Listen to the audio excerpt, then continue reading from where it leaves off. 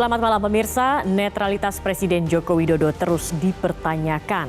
Pernyataan komitmen bahwasannya pemerintah akan bersikap netral di pemilu mendatang seolah hanya manis di bibir. Sampai saat ini belum ada tindakan tegas dari Presiden terhadap pejabat-pejabat yang secara terang-terangan mendukung salah satu paslon yang akan berkontestasi di Pilpres mendatang. Apakah karena pejabat tersebut mendukung Gibran sehingga ada pengecualian dari Presiden Joko Widodo? Inilah yang akan kami sajikan dalam editorial malam hari ini, Dinasti Tenggelamkan Netralitas. Bersama saya, Zakia Arfan.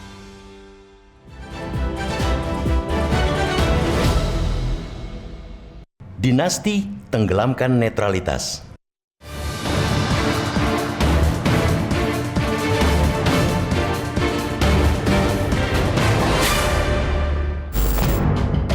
Perjamuan makan siang Presiden Joko Widodo dengan ketiga calon presiden, yakni Anies Baswedan, Ganjar Pranowo, dan Prabowo Subianto, dan arahannya kepada aparatur sipil negara dan pejabat kepala daerah agar bersikap netral dalam pemilu 2024 tampaknya sia-sia ketika Presiden Joko Widodo tak bisa melepaskan diri dengan relawannya yang mengusung pasangan Prabowo Subianto Gibran Raka Buming Raka. Presiden Joko Widodo menemui relawan pendukungnya yang tergabung dalam arus bawah Joko Widodo di sela-sela kunjungan kerja di Bali Selasa 31 Oktober 2023. Dalam pertemuan ini, pihak arus bawah Joko Widodo juga mengutarakan bahwa mereka mendukung Prabowo Gibran pada pemilihan presiden 2024. Alasannya, kata relawan arus bawah Joko Widodo, Gibran akan membuka pintu bagi anak-anak muda untuk berkiprah di dunia politik. Tak hanya itu, kunjungan kerja Presiden Joko Widodo ke Bali juga diwarnai pencopotan baliho pasangan Ganjar Pranowo Mahfud MD oleh aparatur setempat. Bantahan, sanggahan, serta imbauan berbusa-busa Joko Widodo kepada pejabat negara agar netral jelas tidak tergambar di lapangan. Justru fakta-fakta sebaliknya yang makin mengenal. Misalkan, Wakil Menteri ATR BPN Raja Juli Antoni yang membuat postingan terkait kunjungan dinasnya ke Kupang, Nusa Tenggara Timur di akun X beberapa waktu lalu. Pada posting itu, ia mengabarkan tujuan ke Kupang untuk membagikan sertifikat PTSL dan wakaf dengan disertai hashtag Prabowo Subianto Gibran Raka Buming Raka. Belum lagi aksi Wakil Menteri Desa, Pembangunan Daerah Tertinggal dan Transmigrasi atau Wamendes PDTT, Paiman Raharjo yang memimpin sebuah rapat untuk memenangkan Gibran. Ajakan ini dinilai tidak etis, mengingat jabatannya sebagai bagian dari pemerintah. Sehingga patut dipertanyakan tujuan ancaman Joko Widodo yang akan memberikan sanksi bagi pejabat yang tidak netral. Jika serius untuk menghukum pejabat miring-miring itu, copot dulu para pembantu presiden yang terang-terangan mengampanyekan Prabowo Gibran. Tidak perlu lagi Joko Widodo berpidato panjang lebar soal netralitasnya. Upaya menyelamatkan demokrasi lebih butuh aksi, bukan sekadar narasi.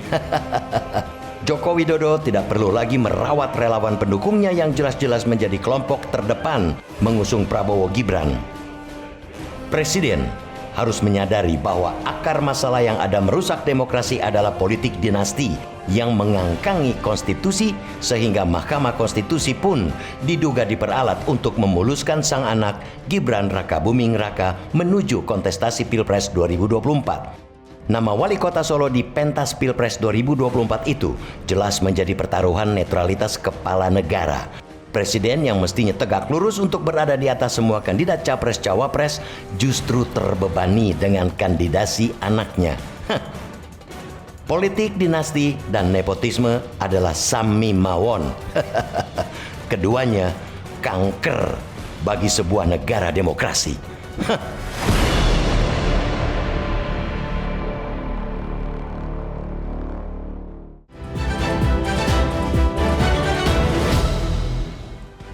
Itulah tadi yang menjadi pembahasan kita pada malam hari ini, Dinasti Tenggelamkan Netralitas, dan sudah hadir bersama kami anggota Dewan Redaksi Media Group, Elman Saragih. Selamat malam Bang Elman. Bang Elman, kalau kita melihat saat ini netralitas Presiden Joko Widodo sedang dipertanyakan begitu Bang. Di panggung depan, Presiden ini memberi arahan, mengajak untuk netral. Tetapi kita lihat dalam kunjungan kerja ke Bali kemarin, begitu ada dua hal yang menjadi sorotan. Baliho dicopot begitu salah satu pasangan calon, dan bertemu relawan yang menyatakan terang-terangan dukungannya kepada pasangan Prabowo Gibran. Bagaimana Bang Elman melihat hal ini, Bang? Ya, saya jawab yang terakhir dulu ya. Jadi kalau Mbak Zakia tanya saya bagaimana pertemuan Pak Jokowi dengan relawan, saya sih menganggap itu tidak tepat dan sebetulnya tidak boleh. Tidak boleh? Tidak boleh. Karena apa? Apapun alasannya, patut diduga ketika Pak Jokowi bertemu dengan relawan Jokowi, ya masyarakat pasti menduga-duga yang dibicarakan adalah bagaimana memenangkan Gibran kan. Belum tentu saya benar. Belum tentu juga anggapan masyarakat itu benar. Tapi karena ini relawan Jokowi dan relawan Jokowi ini sudah jelas-jelas mendukung pasangan Prabowo Gibran, ya apalagi dong yang mau dibicarakan di situ kan gitu kan. Patut diduga kan gitu kan. Ya. Nah, oleh karena itu memang pertemuan itu sendiri memang sudah tidak pantas lagi dilakukan oleh Jokowi. Bahkan sebetulnya sejak ketiga paslon ini sudah ada, salah satu di antaranya adalah putra Pak Jokowi namanya Gibran, maka sejak itu sebetulnya seluruh relawan Jokowi tidak boleh lagi bertemu dengan Pak Jokowi. Apapun alasannya. Sampai 14 Februari Pilpres pemilu yang akan datang. Itu penting supaya kan kata Pak Jokowi kan dia netral. Ya. Kalau netral tidak cukup dengan pernyataan. Harus ada tindakannya. Implementasinya apa? Ya harus netral betul-betul. Jangan panggung depan netral, panggung belakang tidak netral. Antara ucapan dan tindakan harus sejalan, selaras begitu ya Pak? Satunya kata dengan perbuatan. Ini penting. Dan keteladanan ini yang harus diperlihatkan, dibuktikan oleh seorang Jokowi. Nah demikian juga ketika baliho ya. Baliho paslon tertentu. Kalau kita lihat kan balihonya Pak Ganjar sama Pak Mahfud. Tiba-tiba dicopot. Alasannya katanya estetika ya. Betul. Soal keindahan. Nah pertanyaannya, emang apa sih yang mengganggu? Dan pertanyaan berikutnya, apakah setiap presiden ke daerah seluruh alat peraga sosialisasi dicopot? Kita mau lihat dulu, misalnya dia ke Padang, dia ke Medan, dicopot nggak? Kita mau tahu. Atau jangan-jangan ini hanya dicopot ini hanya di Bali. Jangan lupa di Bali itu kandangnya banteng loh. Ya. Nah, ini kan lagi-lagi praduga orang. Oh dia mau memperlihatkan ini saya gitu kan. Nah ini makanya ini harus dijelaskan. Dan ini mestinya Bawaslu harus menjelaskan ini. Ada nggak dilanggar di sini? Ya. Apakah baliho itu melanggar atau tidak begitu ya? Ada nggak aturan yang dilanggar? Sepanjang yang kita tahu, yang kita dengar, katanya tidak melanggar. Alasannya pun hanya estetika. Mengganggu amatkah itu? Ini kan harus dijelaskan ini. Betul. Jadi ya memang kesannya sih memang apa ya? Ya kurang pantas lah ya. Oke. Kurang pantas. Baik. Jadi, baik. Nanti kita lanjutkan kembali Bang Elman, kita harus jeda dulu. Pemirsa kami masih akan kembali, tetap bersama kami di Editorial Malam.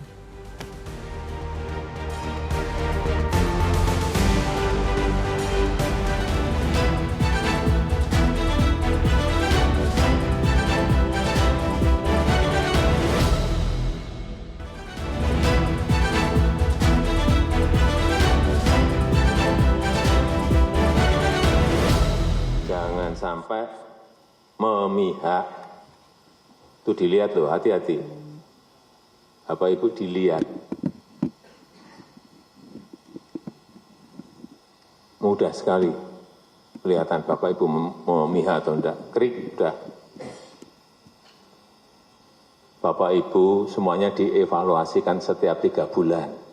Yang evaluasi Mendagri, tapi saya evaluasi saya harian. Begitu, jangan tepuk tangan. Saya evaluasi harian itu Hati-hati loh, begitu Bapak, Ibu semuanya miring-miring, saya ganti setiap hari bisa. Itu hak prerogatif yang saya miliki. Tadi sudah disampaikan oleh Presiden Joko Widodo, hati-hati jangan memihak, miring-miring, saya ganti begitu ya. Sudah ada ancaman, sudah ada arahan. Tetapi kalau kita lihat juga ini pemirsa dan juga Bang Elman, ada juga contoh dari Wakil Menteri. Yang pertama dari Wakil Menteri ATR BPN Raja Juli Antoni yang membuat postingan di akun X dalam kunjungan dinasnya ke Kupang, NTT beberapa waktu yang lalu. Kita lihat di sini mendarat di Kupang. Hari ini di Kupang saya akan membagikan sertifikat PTSL dan wakaf kepada masyarakat. Semoga pagi kawan-kawan semua penuh berkah. Sepertinya ini tidak ada yang salah ya Bang. Tapi kita lihat kemudian ada dimension Gerindra Prabowo Gibran _tweet begitu. Ini kan sudah ada sepertinya arah-arah dukungannya begitu. Belum lagi ada aksi Wakil Menteri Desa Pembangunan Daerah Tertinggal dan Transmigrasi Pak Iman Raharjo yang memimpin sebuah rapat untuk memenangkan Gibran. Ajakan ini juga dinilai tidak etis begitu, mengingatkan jabatannya ini bagian dari pemerintah. Nah ini kira-kira kalau memang ucapan harus sesuai tindakan yang tadi Bang Elman bilang begitu. Berani tidak Presiden kemudian memberikan sanksi, menindak, mungkin mengganti kalau ekstrimnya? Jadi kalau kita gandengkan ketika dia bertemu dengan relawan di Bali dan ada kedua wamen ini, kita satukan, sebetulnya rakyat akan tertawa melihat ketika Pak Jokowi mengancam ya. Hati-hati loh, kalau yang miring-miring saya ganti katanya kan. Pertanyaannya, apakah Pak Jokowi berani hari ini mencopot kedua wamen itu? Berani enggak? Daripada Pak Jokowi hanya mengancam-ngancam, copot dulu kedua wamen itu. Terbukti kok ini. Nah artinya daripada dia bicara berbusa-busa, copot kedua wamen ini, maka itu salah satu bukti nyata. Oh benar, kalau ada miring-miring diganti loh, dicopot loh. Tapi kalau hanya sebatas dari waktu ke waktu, hanya ngomong, akan saya tindak, akan saya copot, rakyat akan tertawa Pak Presiden. Tertawa. Oh Presiden sendiri juga tidak memperlihatkan keteladanan kok ketika dia bertemu dengan relawan. Maka itu kalau Pak Jokowi mau memberikan keteladanan, maka stop bertemu dengan seluruh relawan Jokowi sampai selesai pemilu 14 Februari 2024. Setelah itu bertemu lagi, nggak apa-apa. Tapi kalau sekarang orang akan berprasangka buruk. Wah ini pasti bicarakan soal kemenangan Prabowo Gibran ini.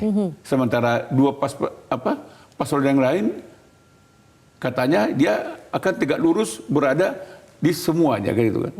Mana buktinya gitu loh. Yang menarik juga Bang Elman, netralitas dalam pemilu itu kan keniscayaan. Bukan hal yang kemudian harus terus digaungkan. Ini sudah menjadi otomatis begitu ya, apalagi seorang kepala negara yang harus netral. Tidak perlu ada effort lebih. Tetapi di pemilu sekarang ini kita lihat ada effort, ada usaha yang sepertinya ingin diperlihatkan, dipertontonkan terkait dengan netralitas. Kemarin kita ingat ada makan siang bersama, belum lagi tadi ada arahan dikumpulkan ASN, kepala daerah, TNI, Polri, ada arahan netralitas. Ada usaha lebih sepertinya ingin diperlihatkan. Nah ini menurut Bang Elman hal yang wajarkah?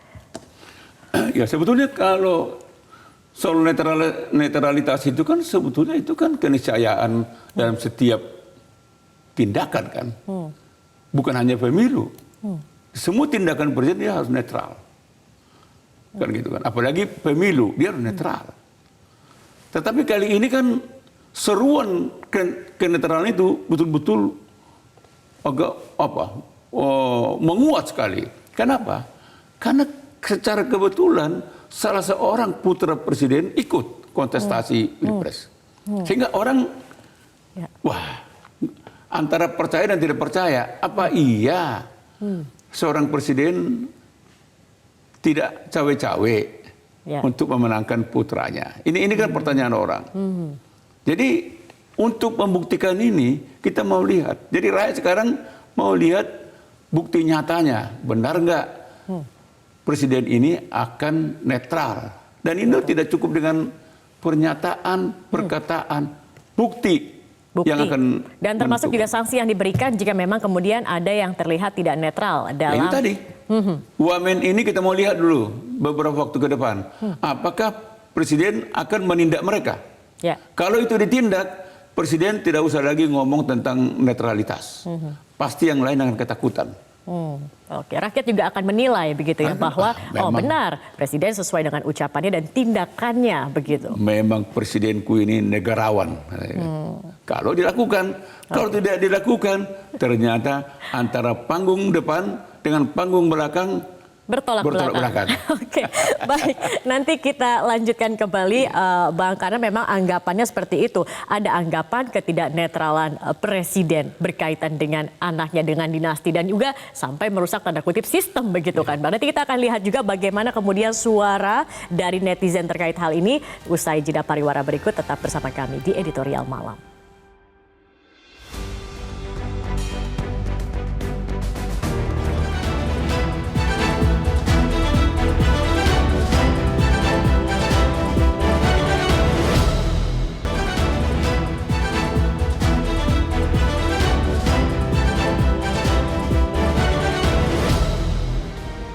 Baik, kami melakukan polling di X. Setujukah Anda politik dinasti dan nepotisme dapat merusak demokrasi? 87% mengatakan setuju dan 13% menyatakan tidak setuju. Kita juga akan lihat salah satu tanggapan dari netizen dari @ivan_monte. Kita demokrasi mutlak bukan monarki. Gak suka yang gak usah dipilih meski kandidat dipoles sebagaimanapun caranya. Tadi kalau kita lihat setuju 87% Bang bahwa nepotisme dan dinasti ini dapat merusak demokrasi. Tetapi dampak yang lebih jauh lagi Bang, kalau kemudian seorang kepala negara yang seharusnya menjadi contoh begitu ya kemudian dirasa oleh rakyat tidak netral. Dampak dan khususnya terhadap pemilu ini akan seperti apa Bang? Ya, dampak yang akan kita rasakan adalah hasil pemilu itu tidak legitimate. Masyarakat tidak percaya. Apapun hasilnya. Bisa jadi terjadi tidak percaya. kekacauan kalau seperti itu. Ya, artinya bagaimana hasil pemilu yang tidak dipercayai. Pemerintahan yang terbentuk dari hasil pemilu itu pun nanti tidak dipercaya. Dan bagaimana pemerintahan yang tidak dipercaya? Kan pasti jalan demokrasi ini pun akan tertatih-tatih kan itu kan. Gitu. Jadi apalagi kalau kita lihat misalnya dari hasil polling tadi kan, 87%. Ya. Berarti rakyat cerdas. Rakyat cerdas loh. Jadi rakyatnya jangan anggap enteng. Katakanlah misalnya ketika Presiden makan siang bersama ketiga pasangan presiden, calon presiden, terus lalu masyarakat menganggap wah Pak Jokowi ternyata bagus. Netral. Begitu. Enggak juga. Masyarakat tidak terbuai dengan pertemuan di meja makan siang itu. Rakyat akan langsung kita lihat Ya. faktanya nanti gimana ini. Benar nggak seperti yang di meja makan ini? Oke. Jadi masyarakat sekarang ini Mbak Zakia tidak bisa lagi kita anggap enteng. Dan kita jangan menganggap mereka juga tidak tahu semuanya. Tahu. Jadi antara panggung depan dengan panggung belakang, rakyat juga tahu. Jangan jangan sampai presiden atau para pemimpin di Republik ini menganggap rakyat itu hanya bisa melihat panggung depan. Panggung belakang juga dia tahu kok. Tahu juga dia baca kok Google dia baca, medsos dia baca, semua dia tahu. Apalagi sekarang kan banyak diskusi juga di media sosial begitu ya, secara belak-belakan. Dan dia ikutin. Jadi kita nggak bisa lagi berbohong. Sama ketika mereka mencopot baliho pasangan calon presiden Pak Ganjar sama Pak Mahfud itu. Orang juga akan membaca, oh ternyata tidak netral. Kok hanya karena alasan estetika langsung Mendengar penjelasan Bang Elman, sepertinya kita harus jadi optimis apa pesimis ini Bang? Iya, kita harus tetap berusaha optimis. Kita nggak boleh pesimis. Baik. Mudah-mudahan dan setiap pernyataan-pernyataan masyarakat, Presiden juga mendengar. Ya. Kalau Presiden mendengar, mestinya dia akan mengubah kalau memang ada yang tidak tepat. Baik. Jadi sekali lagi kita minta, terutama para relawan Jokowi, sebaiknya jangan lagi bertemu dengan Pak Jokowi. Dan Pak Jokowi juga nggak lagi nemuin mereka. Sampai 14 Februari 2024. Baik, Bang Elman, terima kasih atas pembahasannya pada malam hari ini. Dan pemirsa, demikianlah editorial malam hari ini. Anda bisa mengikuti editorial malam dari hari Senin hingga Jumat setiap pekannya. Saya Zakia Arfan pamit undur diri. Sampai jumpa. Selamat malam. Terima kasih.